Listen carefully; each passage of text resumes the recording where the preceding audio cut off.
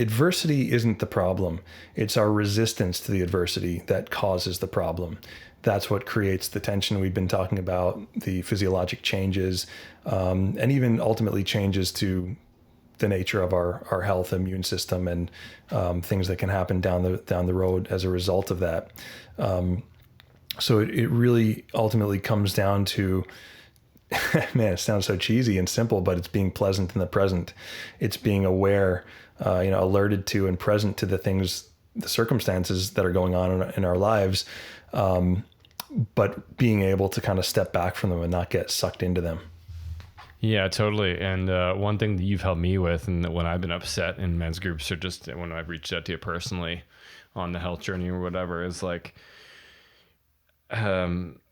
there's this great Dane Cook. He's a comedian bit where he gets his son for the first time. He's got a young son, and he's having the first time he gets him by himself because he's a single parent, and he's all excited to cook for him. And I guess he doesn't cook the chicken well enough, and so his kid gets food poisoning. His kid ends up in the bottom, and he's throwing up and all sorts of other stuff. And he looks up his dad all upset, and he's like, "Well, I guess this is me now." And he actually thought that like this experience that he's having is going to last forever. Like this is him now. And I find that myself whenever I run into adversity, that's exactly what I feel like. I'm like, this is never going to change. It's going to be this way forever. When in reality, and the thing that I fall back on that you've reminded me is it's like weather or waves in the ocean. It's like, clouds roll in, clouds will roll out. Yeah. I saw this quote that said, the secret to happiness is accepting what is and making the most of every day.